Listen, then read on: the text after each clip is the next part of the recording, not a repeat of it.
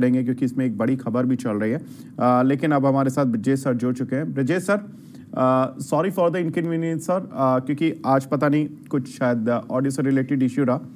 Sir, आप index में अभी निफ्टी और बैंक निफ्टी इन दोनों के लेवल्स बता दीजिए सर, क्या देख रहे हैं? हाँ, तो मैं जैसे कह रहा था कि इमीडिएट रेजिस्टेंस की अगर मैं बात करता हूँ तो 24,800 से 850 का दायरा रहेगा निफ्टी के लिए। और अगर मैं बैंक निफ्टी की बात करता हूँ तो 50,500 का पहला सपोर्ट है, दूसरा सपोर्ट 50,100 का है। और रेजिस्टेंस की अगर मैं बात करता हूँ तो अगर 50,900 के ऊपर अगर ये फिर दोबारा then it is heading towards the level of 51,250। No doubt आज के सत्र में बैंक निफ्टी की एक्सपायरी तो इसलिए दबाव देख रहे हैं क्योंकि प्राइवेट सेक्टर बैंक चाहे वो एचडीएफसी हो, आईसीआईसीआई, कोटक हो, उस पर थोड़ा दबाव है, उसकी वजह से ये 200-250 पॉइंट डाउन है। बट उसका मीनिंग ये नहीं कि ट्रेंड नेगेटिव हुआ है, ट्रेंड नेगेटिव अभी भी नहीं हुआ है। बैंक निफ्टी, हाँ ये जरूर कहूंगा कि निफ्टी को और बैंक निफ्टी के चार्ट को अगर हम कंपेयर करें तो Nifty still outperforming as compare to bank Nifty. बिल्कुल, तो निफ्टी और बैंक निफ्टी पर सर ने रणनीति दे दी है कि कहां पर आपको दाव लगाना चाहिए, लेकिन दाव लगाने के लिए आपको डेटा पढ़ना बहुत जरूरी है और हमारी खास पेशकश बाजार बोलता है की तरफ पढ़ते हैं और जानते हैं कहां दाव लगाना है।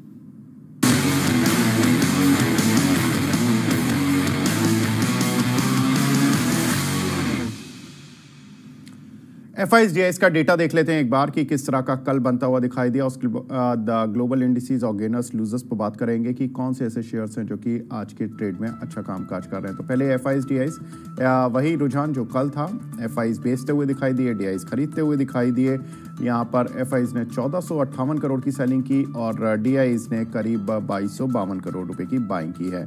साथ ही अगर ग्लोबल इंडिसेस पर नज़र डालें तो आज किस तरह का रुझान देखने के लिए मिल रहा है ग्लोबल इंडिसेस पर, तो यहाँ पर देखें तो डाउ में कल एक लैकलस्टर मूवमेंट था, थोड़ा रेंज बाउंड थी on the negative side. Shanghai और हैंसेंग यहाँ पर थोड़ी सी आज रेड मार्क देखने के लिए मिल रहा है। निकाई, कोस्पी यहाँ भी रेड मार्क है, लेकिन कहीं भी ऐसा कुछ बड़ा रेड मार्क नहीं है एक्सेप्ट हैंसेंग, जहाँ पर कि कॉज ऑफ ए कंसर्न हो या आपको ग्लोबल इंडिसेस बार बार देखने की ज़रूरत हो, ऐसा कुछ नहीं है। नेगेटिव साइड है, बहुत मामूली।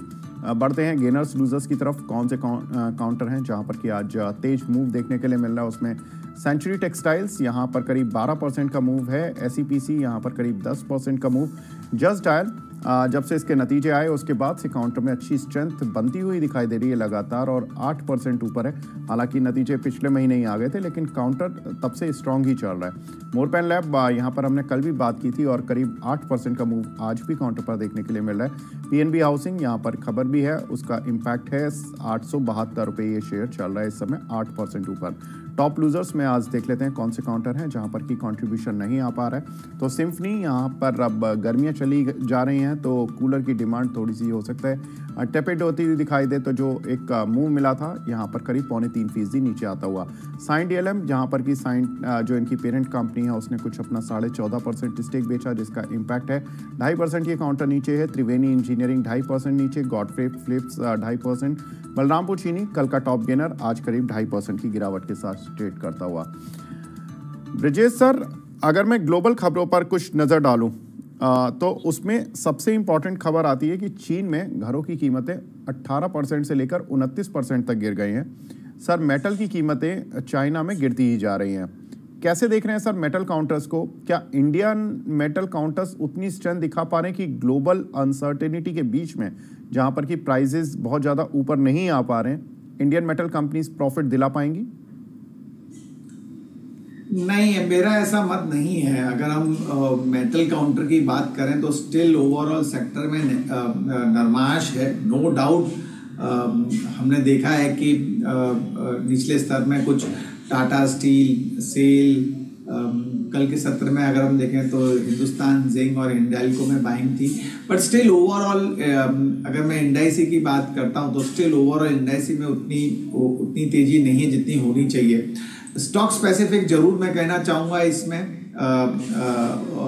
जैसे कि निचले स्तर से टाटा स्टील और हिंडाल्को और सेल, इनमें बाइंग देख रहे हैं। लेकिन अगर व्यू अगर आपका 6 महीने प्लस का है तभी आप इसमें निवेश करें। अगर मैं जैसे सेल की बात करूं तो लगभग 132 134 के आसपास में ट्रेड होता है, वो दिख रहा है। तो अगर 120 का लेवल होल्ड ऑन करता है वो एक स्टॉप लॉस रहेगा, और ऊपर में 155 से 160 का एक लेवल है जो एक रेजिस्टेंस है। अगर 160 के ऊपर ये ट्रेड होता है तो it is heading towards the level of 190 to 200। Hindalco की बात करता हूं तो 680 के आसपास में ये भी इस समय ट्रेड होता हुआ दिख रहा है। तो शॉर्ट टर्म के लिहाज से जो इसका नीचे का सपोर्ट है वो लगभग 645 650 के आसपास का है, वो ब्रेक नहीं होना चाहिए। और ऊपर में इसका जो लेवल निकल के आ रहा है रेजिस्टेंस का वो लगभग 710 से 720 का आ रहा है। तो ये दो स्टॉक्स जो हैं इस समय ट्रेडिंग बतौर और इन्वेस्टमेंट बतौर अच्छे लग रहे हैं मेटल सेक्टर में। बिल्कुल। तो यहाँ पर सर ने बता दिया है कि कौन से स्टॉक्स हैं जो कि मेटल काउंटर में ठीक लग रहे हैं। एक और इम्पॉर्टेंट खबर, चीन में बनी टेस्ला कार पर यूरोप 9% टैरिफ लगा सकता है। तो ये एक इम्पॉर्टेंट डेवलपमेंट कि कहीं ना कहीं चीन को लेकर अभी भी दुनिया भर कंफर्टेबल नहीं है और वहाँ पर टैरिफ ही लगाने की बात होती रहती है। सर, टैरिफ लगेगा टेस्ला कार पर, लेकिन फ़ायदा इंडियन कंपनीज़ को भी होगा, क्योंकि इंडियन कंपनीज़ की कोई ऐसी बात नहीं आई है। टाटा मोटर्स, मारुति यूरोप में अपना एक बिजनेस भी रखती हैं, मारुति एक्सपोर्ट करती है, और टाटा मोटर्स का तो वहाँ पर जैगुआर लैंड रोवर का प्लांट भी है। तो वहाँ पर एक खबर भी आई है कि टाटा समूह के शेयरों को रेटिंग अपग्रेड मिला है S&P से। उस पर विस्तार से बात करेंगे, लेकिन पहले मैं इस समय टाटा मोटर्स और मारुति इन दोनों के चार्ट स्ट्रक्चर समझना चाहता हूँ आपसे। तो मैं अगर पहले टाटा मोटर्स के बारे में और कंपेयर करूं टाटा मोटर को मारुति के चार्ट से, तो मैं ये कहूँगा कि चार्ट वाइज टाटा मोटर का chart still strong as compare to Maruti के चार्ट से। रही बात ये कि टाटा मोटर इस समय लगभग 1085 1090 के आसपास के बीच में ट्रेड होता हुआ दिख रहा है। अगर हम देखें तो इसका जो 52 वीक हाई था वो लगभग आपका 1169 या 80 के आसपास में था। वहाँ से जो इसमें बिकवाली देखने को मिली वो लगभग 1008 तक लेके गई और फिर दोबारा अब ये रिटेस्ट कर रहा है। मौजूदा स्तर को देखते हुए लग रहा है कि आप निवेश कर सकते हैं। 1055 से लेके 1080 के बीच में अगर ये मिलता है तो डेफिनेटली लॉन्ग टर्म के लिहाज से बाइंग कर सकते हैं। स्टॉप लॉस की अगर मैं बात करता हूँ तो लगभग 920 से 930 का अच्छा सपोर्ट है, उसका एक स्टॉप लॉस लगा के चलिए। और जो पहला रेजिस्टेंस रहेगा वो लगभग 1200 का रहेगा। उसके ऊपर अगर ट्रेड होता है तो 1310 का दूसरा टारगेट आपको देखने को मिल जाएगा टाटा मोटर में 3 से 6 महीने के लिहाज से। मारुति की अगर बात करता हूँ तो जैसे मैंने पहले कहा कि chart wise, structure wise Tata motor का चार्ट स्ट्रॉन्ग है एज कम्पेयर टू मारुति के चार्ट से। बट मारुति के अगर मैं चार्ट की बात करता हूँ तो शॉर्टर टर्म मूविंग एवरेज और मीडियम टर्म मूविंग एवरेज उसके नीचे ही ये ट्रेड हो रहा है। नो डाउट इसने जो हाई लगाया था 13,680 का, वो लगभग 1 अगस्त को जो था, उसके बाद से अगर आप देखेंगे गैप डाउन ओपन हुआ था उसके 2 दिन के बाद में, और उसके बाद में वो निचले स्तर पे ही ट्रेड हो रहा है और विद वॉल्यूम के संग में हो रहा है। तो वो इंडिकेशन है कि थोड़ा सा नीचे की तरफ ड्रिफ्ट होगा। अगर मैं अप्रोप्रिएट बोलूँ तो ये अगर 11,700 के आसपास में मिलता है तो रिस्क रिवॉर्ड रेशियो बाइंग के लिए बेटर है। अदरवाइज ये लेवल पे बाइंग तो बनती नहीं है, क्योंकि ये लेवल पे जब तक स्टॉक 12,500 के ऊपर क्लोजिंग बेसिस पे नहीं देता तब तक ये नेगेटिविटी बनी रहेगी। तो इसलिए 11,700 के आसपास अगर ये मिलता है तो आप वहां पर बाइंग करें और उस समय 11,100 का एक स्टॉप लॉस लगा के चलें। Play for the first target 12,500, और अगर 12,500 के ऊपर ये ट्रेड होता है तो then it is heading towards the level of 13,200। जी, एक और इम्पॉर्टेंट डेवलपमेंट जो कि ग्लोबल फ्रंट पर चल रहा है, इजराइल हमास के युद्ध को रोकने की कोशिश हो रही है, सीज फायर करने की बात हो रही है। तो कल 2 तरह की खबरें थी इंटरनेशनल मार्केट में।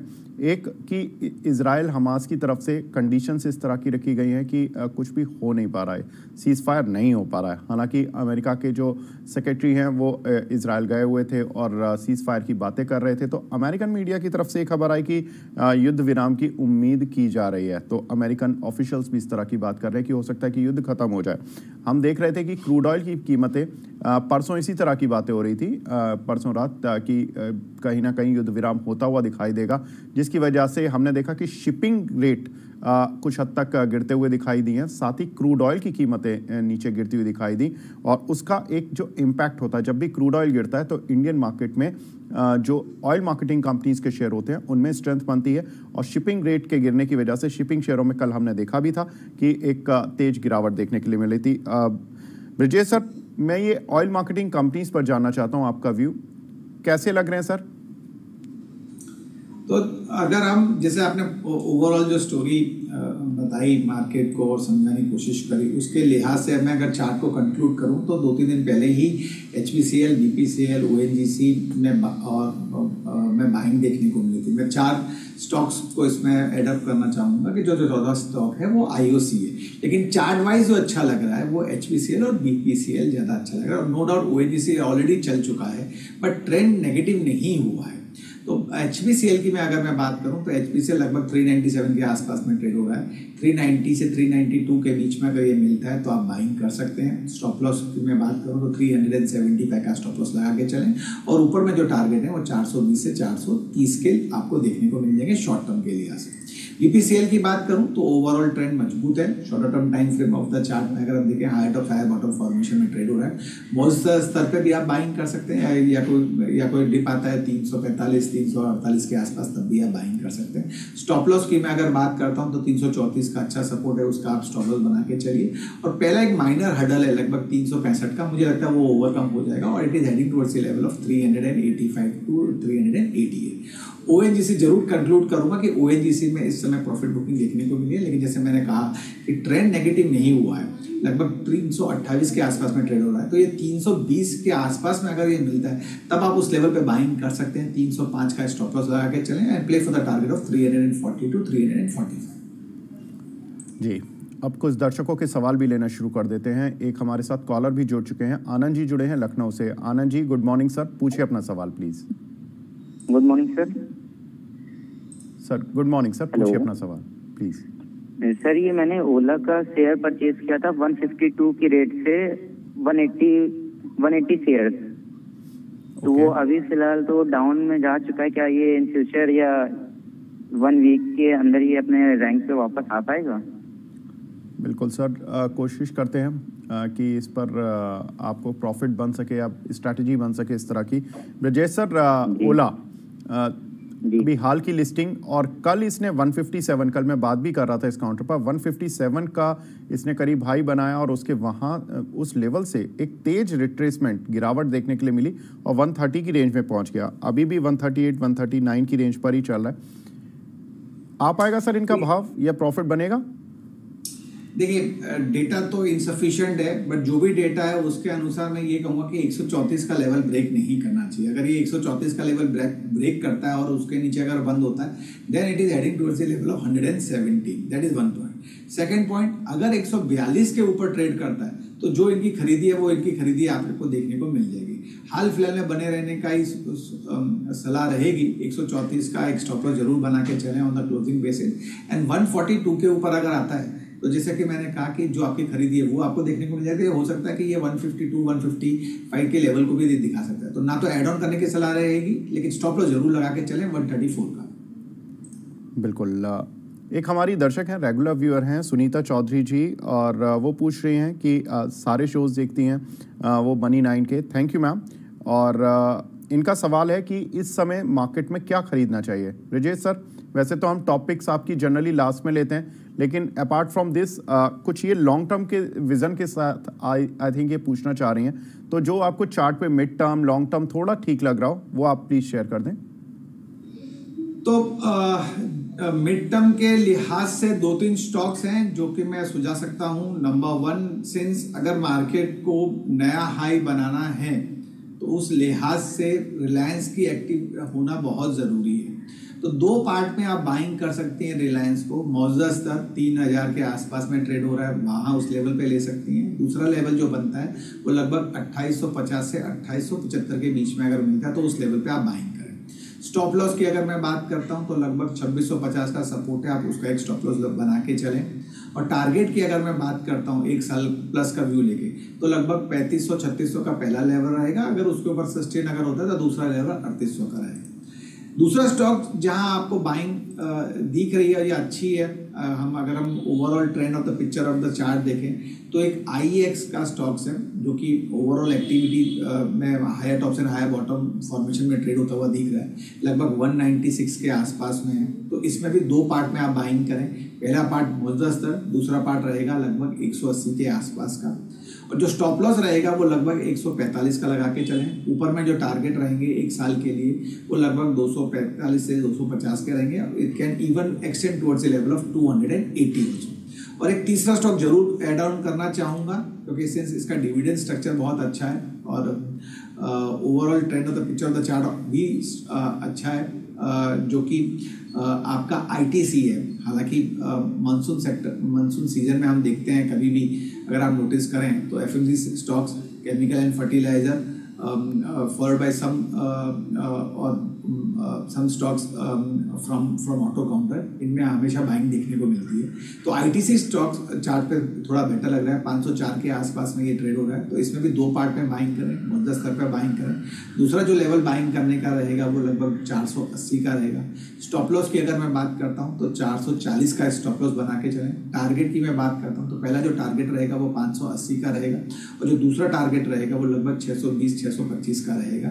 Time frame again 1 year plus point of view. तो ये 3 स्टॉक हैं, 2 दिग्गज कंपनी रिलायंस और आईटीसी, और एक मिड कैप स्टॉक्स है आईईएक्स। बिल्कुल, तो रिलायंस आईटीसी ये दिग्गज शेयर और साथ ही एक मिड कैप का काउंटर इंडियन एनर्जी एक्सचेंज, इस काउंटर पर आप मैम व्यू बना सकती हैं पॉजिटिव साइड पर। एक दर्शक जिनका नाम है प्रेम पंडित जी, इनका सवाल है सर सिरमा एसजीसी टेक पर। ये करीब 430 रुपये का शेयर चल रहा है, लेकिन इनकी जो बाय प्राइस है वो 471 रुपये की है। अब क्या करें सर, कुछ है स्ट्रेटजी इनके लिए? विवेक जी, काउंटर का नाम प्लीज दोबारा दोहरा सकते हैं? Yes sir, SYRMA।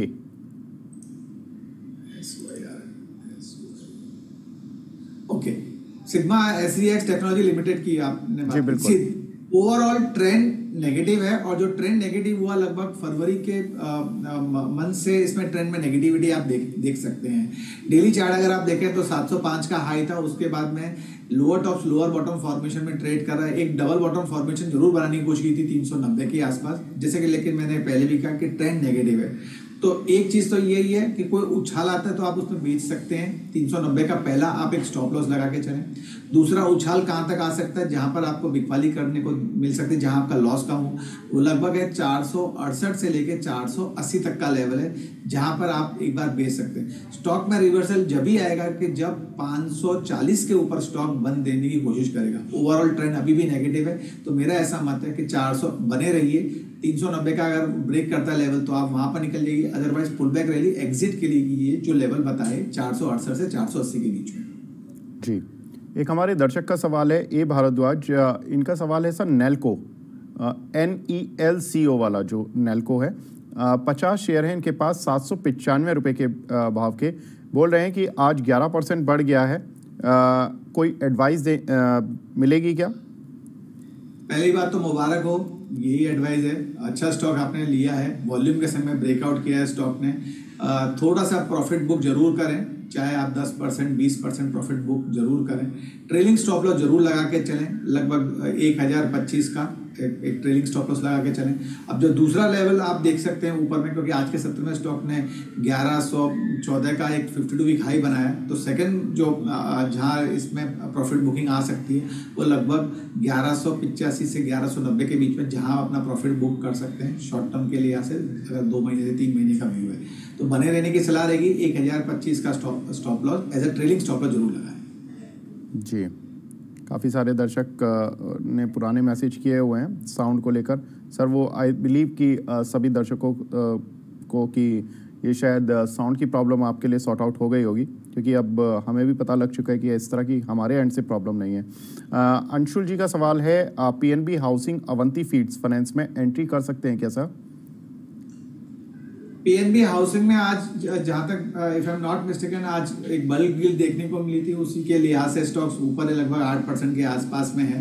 880 या 881 के आसपास में ट्रेड हो रहा है। डेफिनेटली ट्रेंड थोड़ा सा मजबूत है। चाहे तो मौजूदा स्तर या 870 के लेवल या उसके नीचे आता तो बाइंग कर सकते हैं। रही बात स्टॉप लॉस की, 810 का अच्छा सपोर्ट है, उसका स्टॉप लॉस बना के चलें। रही ऊपर में टारगेट की बात करता हूँ तो 52 वीक हाई लगभग 913 का, मुझे लगता है वो लेवल आप ब्रेक होता हुआ देखेंगे। और stock is heading towards the level of 1030 to 1040 mark. तो बाइंग कर सकते हैं। स्टॉप लॉस आप 800 या 810 का लगा के चल सकते हैं। अवंती फीड्स की अगर मैं बात करूं तो ओवरऑल ट्रेंड पॉजिटिव है। Higher top higher bottom formation में ट्रेड होता हुआ दिख रहा है। 691 के आसपास में ट्रेड हो रहा है। ये लेवल पे बाइंग तो नहीं बनती है, रिस्क रिवॉर्ड रेशियो इस लेवल पे फेवरेबल नहीं है। अगर ये 670 के नीचे ट्रेड होता है तभी आप बाइंग करें, 640 का स्टॉप लॉस लेके चलें। और जो टारगेट रहेंगे दोबारा इसके वो लगभग फिर 760 770 के रहेंगे। तो निचले स्तर पे बाइंग करें, ये स्तर पे रिस्क रिवॉर्ड रेशियो फेवर में नहीं है। बिल्कुल। कुछ एक दर्शकों के सवाल और मिल रहे हैं। असलम रेहान जी का सवाल है, हुडको पर 339 रुपये के इनकी बाइंग है और इरेडा पर 292 रुपये की बाइंग है। सजेस्ट करें सर। ये पूछ रहे हैं कि एवरेज करें या होल्ड कर लें, 6 महीने से 12 महीने रख सकते हैं काउंटर्स को। तो हुडको का अगर आप देखें तो जो हाई बनाया था लगभग 392 से, वहां पर एक lower top lower bottom formation में ट्रेड हो रहा है और इस समय वो लगभग 288 के आसपास में ट्रेड हो रहा है। स्टॉक को चाहिए 310 का लेवल। 310 के ऊपर अगर ये ट्रेड करता है तो आप मान सकते हैं कि ये नेगेटिविटी से निकल गया। अदरवाइज ये दोबारा रीटेस्ट कर सकता है 270 को। तो 270 का स्टॉप लॉस लगा के चलें, पहली बात। होल्ड ऑन रखें। और जैसे मैंने कहा कि 310 का लेवल इंपॉर्टेंट है, वो एक टर्न अराउंड लेवल है। अगर वो 310 के ऊपर अगर ट्रेड होता है तो फिर आप मान के चल सकते हैं कि 330 340 के लेवल को दिखा सकता है। एवरेज करने की सलाह नहीं दूंगा क्योंकि हर लेवल पे बिकवाली है, तो एवरेज ना करें। 310 के ऊपर अगर ये ट्रेड होता है तो आप थोड़ी सी बाइंग कर सकते हैं। And then you can look out for 340। IREDA की बात मैं करूं तो इरिडा का chart overall structure still positive है। No doubt higher top higher bottom formation में ट्रेड कर रहा है, लेकिन जो इसका 52 वीक हाई था लगभग 310, उसमें थोड़ी सी प्रॉफिट बुकिंग देखने को मिली है। 240 के आसपास में ट्रेड हो रहा है। मौजूदा स्तर से लेकर 230 तक के लेवल पे आप एवरेज कर सकते हैं। स्टॉप लॉस जरूर सुझाऊंगा क्योंकि कोई भी जब आप बाइंग करते हैं स्टॉप लॉस जरूर लेके चलें। 315 का अच्छा सपोर्ट है, आप उसका एक स्टॉप लॉस लेके चलें। और स्टॉक जैसे ही 252 के ऊपर ट्रेड होगा तो आप ये मान के चले कि जो इसकी नेगेटिविटी वो पॉजिटिविटी में कन्वर्ट होगी and again stock can retest 295 to 300 odd level. बिल्कुल। एक हमारे साथ दर्शक भी जुड़े हैं, Dilip ji. Dilip ji hi, good morning sir, पूछिए अपना सवाल।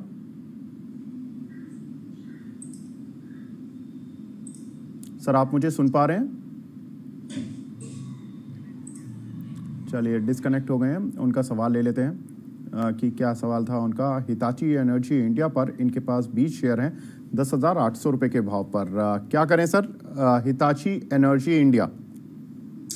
तो फर्स्ट ऑफ ऑल कॉन्ग्रेचुलेशन देंगे। 12,486 के आसपास में ट्रेड हो रहा है इस समय। बने रहने की सलाह रहेगी, या अगर मान के चलिए किसी को फ्रेश बाइंग भी करनी है तो ये लेवल पे आप फ्रेश बाइंग कर सकते हैं। स्टॉप लॉस आप 1,000 रुपये का नीचे का लेके चलें। 11,400 के आसपास का सपोर्ट है, आप उसका एक स्टॉप लॉस लेके चलें। और टारगेट मुझे लगता है कि इसमें लगभग 14,400 14,500 का लेवल आप देख सकते हैं। तो फ्रेश बाइंग भी कर सकते हैं जिसको अगर करनी है इस लेवल पे। 11,400 का stop loss, play for the target of 14,400 14,500। जी कुछ एक दर्शकों के सवाल और लेते हुए चलते हैं। काफ़ी तेज़ी से सवाल एक साथ आए हैं। सर एक सवाल है एक्शन कंस्ट्रक्शन पर, एक हमारे दर्शक हैं, कर सकते हैं क्या इन्हीं लेवल्स पर? एक्शन कंस्ट्रक्शन अगर आप देखें तो lower top lower bottom formation में ट्रेड हो रहा है। लगभग 1316 के आसपास में है। मेरा ऐसा मत है कि 1280 से लेके 1300 के बीच में अगर मिलता है तो आप बाइंग करें। स्टॉप लॉस आप 1220 का लगा के चलें। और स्टॉक को एक रेजिस्टेंस है लगभग 1400 का। 1400 के ऊपर अगर ये ट्रेड होता है तो आप देखेंगे stock can go towards the level of 1520। तो निचले स्तर पे बाई करें, मौजूदा स्तर पे बाई ना करें। जी एक हमारे साथ दर्शक जुड़ी हैं शिल्पी जी दिल्ली से। शिल्पी जी गुड मॉर्निंग मैम, पूछिए अपना सवाल। Good morning sir. सर मेरा सवाल है पावर पे, अडानी पावर। ओके कितने शेयर हैं मैम आपके पास? 150 शेयर है जी। 765 के भाव पे। जी पूछ लेते हैं। बिल्कुल जी सर, तो बहुत दिन से ऐसे ही है लॉस में सर, क्या करें? बिल्कुल पूछ लेते हैं। ब्रिजेश जी अदानी पावर सर 765 रुपए के भाव के लिए हुए हैं इन्होंने। क्या करना चाहिए? काफी समय हो गया। तो आप ये देखिए कि overall structure of the chart उतना स्ट्रांग नहीं है।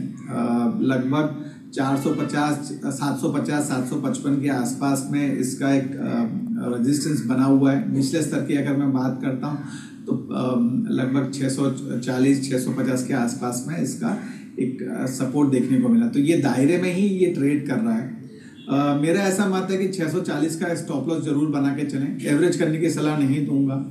ऊपर में जैसे मैंने कहा कि 740-750 का अगर दायरा ब्रेक होता है तो आप मान के चलिए कि ये 820 का लेवल दिखा सकता है, अन्यथा मुझे मुश्किल लग रहा है। Overall structure of the chart थोड़ा सा नेगेटिव है, लेकिन स्टॉप लॉस जरूर कहूँगा 640 का लेके चलें। और जैसे ही स्टॉक अगर 740 या 50 के ऊपर अगर ये ट्रेड होता है या बंद होता है तो आप देखेंगे कि 820 का लेवल आपको शॉर्ट टर्म में दिखा देगा। जी, कुछ एक सवाल और भी मिल रहे हैं हमें। IRM एनर्जी, सर इस पर आपका कुछ व्यू है क्या? IRM एनर्जी का अगर हम overall structure of the chart देखें तो ट्रेंड में नेगेटिविटी है। लगभग 21 मई से जो स्टॉक में बिकवाली देखने को मिली है वो अभी तक बरकरार है। और हमारे दर्शक ने सर 480 रुपए के लिए हुए हैं करीब। यस। लेकिन जैसे कि मैंने कहा कि मई से जो इसमें बिकवाली चालू हुई है उस टाइम उसका लेवल 580 का था और वो बिकवाली अभी तक बरकरार है और वो थमी नहीं है। और जो स्टॉक है वो लगभग हर सत्र में एक नया 52 वीक लो बना रहा है। 410 का आज का स्विंग लो है और 52 वीक लो की बात करूं तो 404 का आ रहा है। तो मेरी सलाह तो यही रहेगी कि मौजूदा स्तर पे निकल जाए, या कोई उछाल आता है 420-25 के आसपास में एक बार एक लॉस बुक कर लें। और जो विकल्प बतौर स्टॉक जैसे सुझाए थे, रिलायंस है, ITC, IEX है, आप उसमें निवेश कर सकते हैं।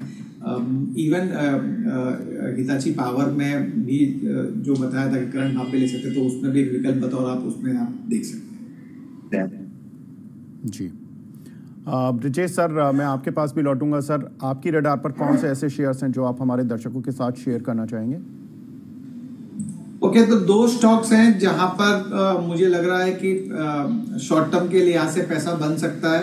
नंबर 1 स्टॉक रहेगा, पहला स्टॉक रहेगा चंबल फर्टिलाइजर। जैसे कि मैंने पहले भी कहा था कि मानसून सीजन में फर्टिलाइजर केमिकल काउंटर्स में बाइंग देखने को मिली है, तो उसमें एक चंबल फर्टिलाइजर का ट्रेंड थोड़ा बुलिश है।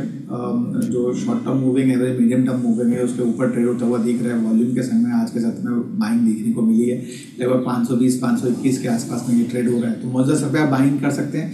495 का एक स्टॉप लॉस बना के चल सकते हैं और जो टारगेट रहेगा वो लगभग आपका ऊपर में 560-565 तक का आप देख सकते हैं।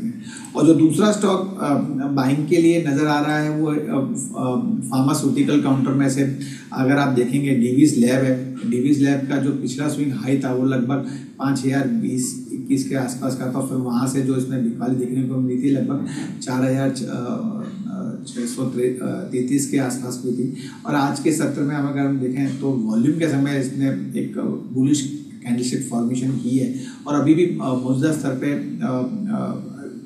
वो बना हुआ है जिस हिसाब से चार्ट फॉर्मेशन दिखा रहे हैं। तो लगभग 4909 के आसपास में ये ट्रेड हो रहा है। मौजूदा स्तर पे आप बाइंग कर सकते हैं। 4700 का एक स्टॉप लॉस ले सकते हैं और जो ऊपर के टारगेट रहेंगे वो लगभग 5400 से 5430 के रहेंगे। टाइम फ्रेम दोनों ही काउंटर में लगभग 1 हफ्ते का लेके चले। जी, तो सर ने 2 कॉल बताई हैं। चंबल फर्टिलाइजर जहां पर कि 560 रुपये के टारगेट के लिए आप अप्रोच कर सकते हैं, स्टॉप लॉस 495 रुपये का रखना है। वहीं डिविस लैब यहां पर खरीदारी की राय 4885 के लेवल पर आपको खरीदना है। टारगेट जो रहेगा वो 5430 का रहेगा और स्टॉप लॉस 4700 का रहेगा। ये 1 वीक की कॉल है, तो शॉर्ट टर्म में आप इन काउंटर्स पर ट्रेड कर सकते हैं। ब्रिजेश सर, आप हमारे साथ जुड़े। सर, बहुत बहुत शुक्रिया हमसे जुड़ने के लिए, अपना प्रीशियस टाइम देने के लिए।